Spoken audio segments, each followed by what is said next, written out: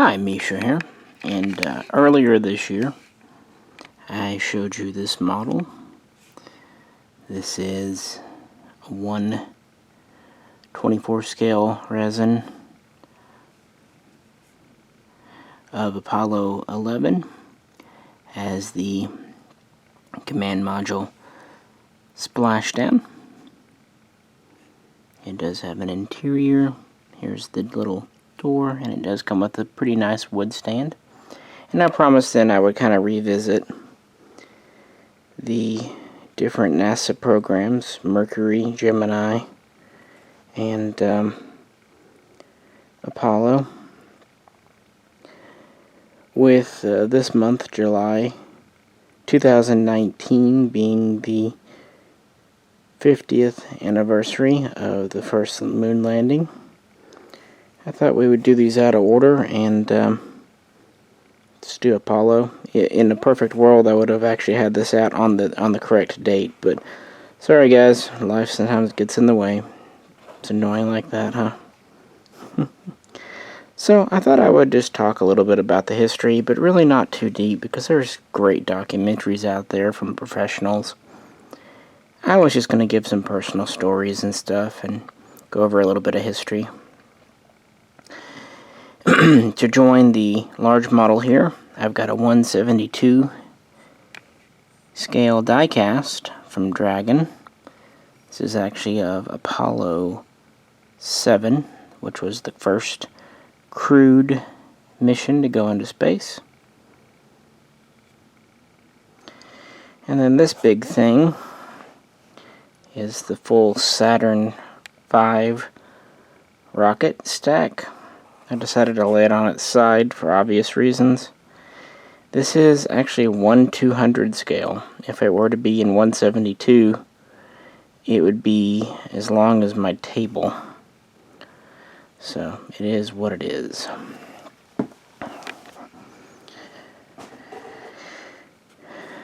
Just a little bit on the history. The Apollo program actually dates back further than Gemini. It started in 1960 when work began on the C-1 rocket, kind of starting off from the earlier Jupiter types. This rocket here, at least plans for it, were first revealed in '62 when it was called the C-5, and then it received the name of Saturn V in 1963. And it was declared to be the vehicle to go to the moon. Early on, they weren't really sure how they would get there. There was the idea of a direct ascent or an orbital slingshot. Also early on, they thought the full module would land on the moon and then take off. Of course, as we know, we went to a very multi-stage system. Once Gemini wrapped up, the Apollo program kicked off. Unfortunately, not well with the events of Apollo 1, but that tragedy was at least turned into success later.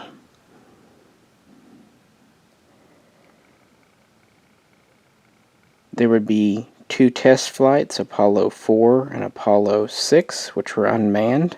4 went pretty well. 6 had some issues, thankfully, that were found on an unmanned flight, and so they were corrected. Because in October of 1967, Apollo 7, that craft over there, was the first to have 3 Americans in space.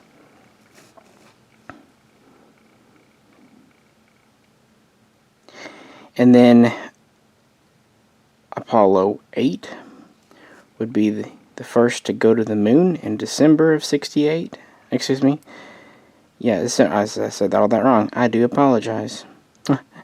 Apollo 7 would have been 1968. The test flight was November of 1967 with Apollo 4. I apologize. Anyway, so yeah, we had Apollo 7 in the fall of '68, and then we had Apollo 8 already going to the moon, and it was kind of an impromptu voyage because Apollo 9 wasn't really ready yet. The idea with 9 was to test the lunar lander, which would be done in March of '69, but in low Earth orbit. And then Apollo 10 would return to the moon, kind of a dress rehearsal for the moon landing. And then, of course, Apollo 11 in July of 1969. It would leave on the 16th and return on the 24th.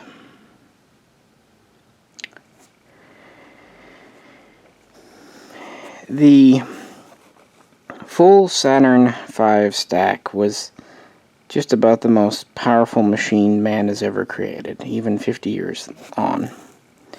The original Saturn I started off with the military and then transferred to NASA. It was used early on for payloads. It would transition to the Saturn 1B, which would actually be used quite a bit. First for unmanned tests, also for launching satellites. The 1B would also be used to launch Apollo 7, as well as the later Skylab and Soyuz missions. So it would be Apollo 8 would be the first crewed Saturn V launch. And it was a thing to behold. It, overall, including all the payload and everything, was over 360 feet tall. Starting at the base, you have the first stage, which has 5 F1 engines. This was just under 140 feet tall, 33 feet wide, so the size of a good room wide. It would be jettisoned, going to the second stage, which was just over 80 feet. And it had 5 J2 engines. And it too was still 33 feet wide. And those two would get the front bit up into low parking orbit. We would have the third stage, which was a little different. For one thing, it slimmed down to just over 21 feet wide. It's about 60 feet long. It had one J2 engine, but what was different about it, it could actually be restarted. It was planned to be used at least twice and perhaps 3 times if an emergency. That set it apart from the other 2 stages. So this is what would go into low orbit in space. Once up there, for about an hour, the front section, called the Service Command Module, would undock, flip over, and pull out, latch onto the lunar lander inside here, and then pull it out. Then they would use the third stage to get into the right position to shoot off of Earth's orbit and eventually rendezvous with the moon. And then this would be jettisoned. So, this tower on the front here would be jettisoned too after it left launching. This was an escape tower. You saw this on Mercury as well, but not Gemini. That's a story for that video, but it's a good thing that Gemini never had to try to use its escape system. So yeah, but that would go, and that would leave this on the way to the moon. Now, there would also be the lunar lander docked in front. I don't have a lunar lander model, I apologize. So, yeah, but this is the command service module. It has 2 pieces. We have the command module up front and the service module with its engine in the back. This unit all together is about 12 feet wide and about 36 feet long, which doesn't sound bad for, 3 guys in here for anywhere from, 8 to 14 days. But then you realize it's only this front section here that actually houses them, which is about 11 feet tall and 12 feet wide. This whole back, it's just support equipment. Oxygen, engines, fuel, batteries. So the habitable space inside here was only about 218 cubic feet. But honestly, compared to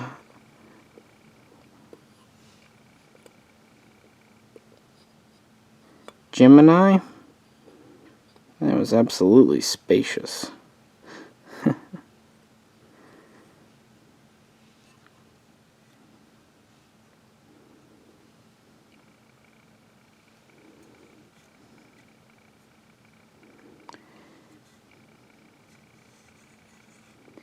Like I said, they would be on the way to the moon. They would get captured in its gravity and go into orbit. 2 men would leave on the lunar lander and go to the surface.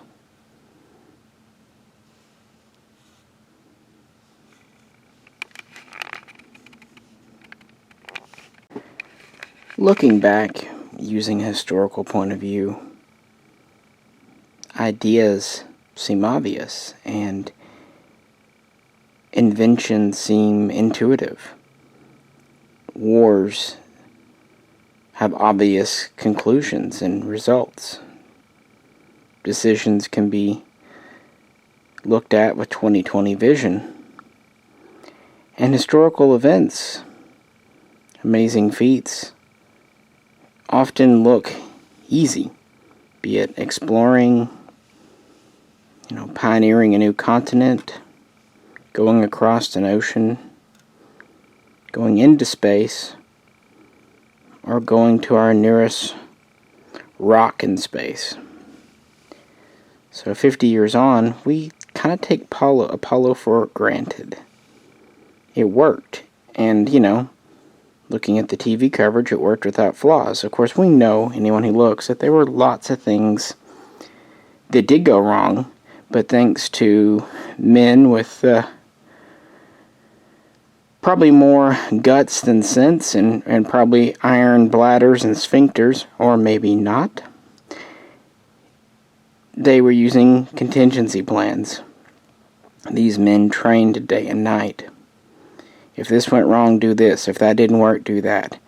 They had books upon books upon books of what to do, and even then they had to improvise.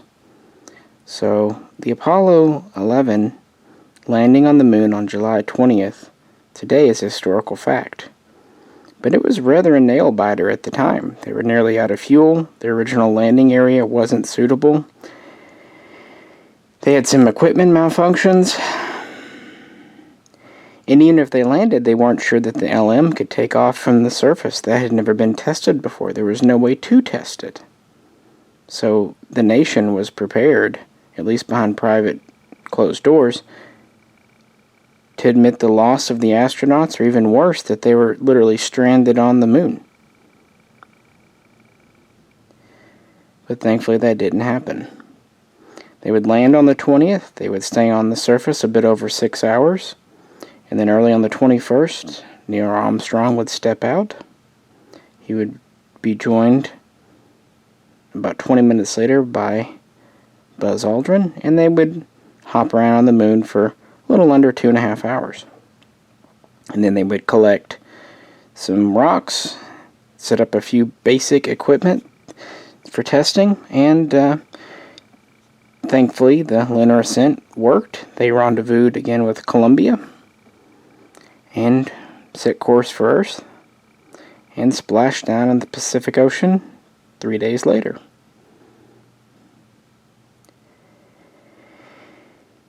Because they weren't sure Apollo 11 would be successful, they had 2 other missions waiting for backup. Apollo 12 would be launched to go back to the moon in November of that same year, 1969. And then, of course, the ill-fated Apollo 13 would happen in 1970. They would take a time off, and then they would launch again in 1971, Apollo 14, with Alan Shepard on board, who had been grounded since his historic flight 10 years earlier. And then the next mission, Apollo 15, would be a little different. It would be a longer duration, several-day duration mission on the moon. These longer missions would extend through 16 and into 17, Apollo 17 being the last one to be sent to the moon in December of 1972, thus wrapping up the program. Funding had been cut years earlier, so they were using up what they had. In fact, several later missions were cut. 18 and 19 and 20 were all planned and even crewed and even training for, but they had to be cut. But 6 successful missions and one spectacular, amazing failure, and no loss of life since Apollo 1. Not a bad record. The Soviets could not do it. They tried. They had their N-1 rocket, but it exploded on the pad and had other kinds of catastrophes. The Saturn V and Saturn V had a very good track record. Only Apollo 6 had serious issues, but even it was compensated for.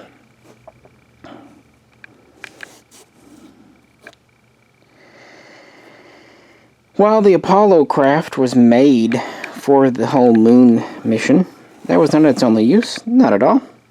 One benefit of the cancellation of the later moon missions was that Skylab could happen. They basically took leftover components, made Skylab, launched it into orbit in 1973 using a Saturn V, and then a Saturn 1B would take 3 successive crews up to Skylab, and it was inhabited from May of 73 through February of 74, when the final crew returned home and the station was allowed to deorbit later on.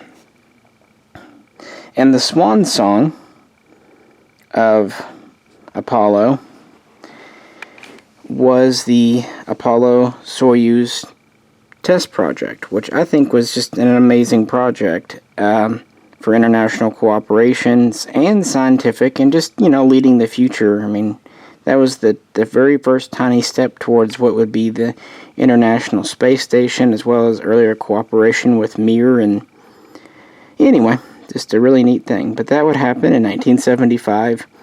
That would be the final Apollo flight. And then America would be grounded until the space shuttle took off and went to orbit in 1981.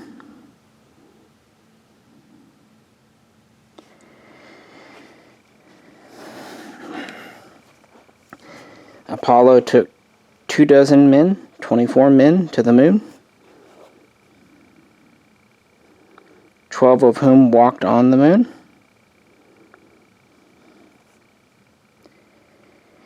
It was such a remarkable achievement that some people don't believe it happened to this day.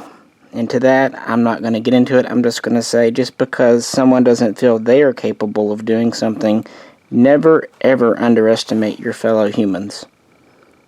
Humans are capable of amazing things, both positive and negative. And this was an amazing thing in the positive sense. Some have also criticized the cost of Apollo. To that I say, money's an artificial construct. It costs something that only has value because we give it value. It has no actual objective value. But the scientific dividends from technology to research with moon rocks and, just the pioneer spirit, that's real. So it seems like a good bargain to trade something that is illusory for something that's real, to me. I think I'll do a separate video kind of on my feelings about why I like space so much and have forever.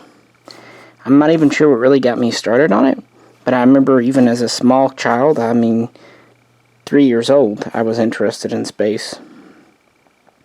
So much so that my family took me to the Johnson Space Center in Houston, Texas, when I was quite young, 7, 8 years old.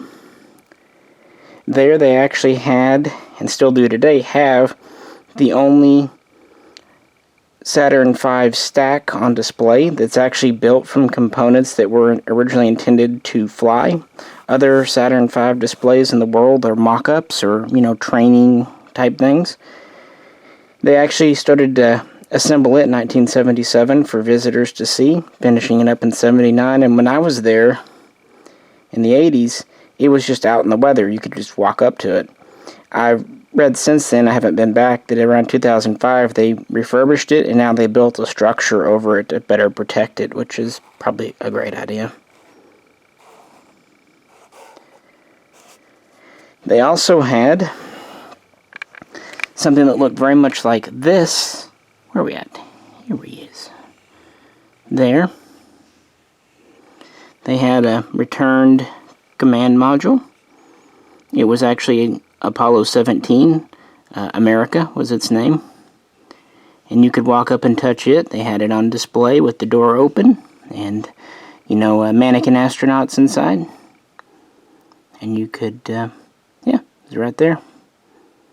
So it was pretty neat for me to be able to actually touch things that have been in space. Something I remember 30 years down the road.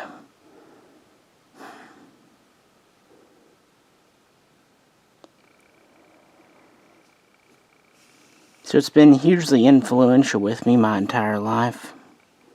And I think it exemplifies the best in humanity, because it's both gutsy, exploratory, inquisitive, scientific, engineering, and even history.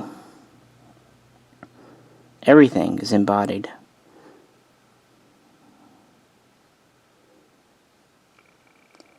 So that's my little tribute to the Apollo program for July. I apologize for it being a few days late, but it's like they always used to say, it's the thought that counts, right? I will do more of these, especially if you guys like them. And I'd love to hear your own thoughts, too. This is Misha, and I'll catch you very soon next time.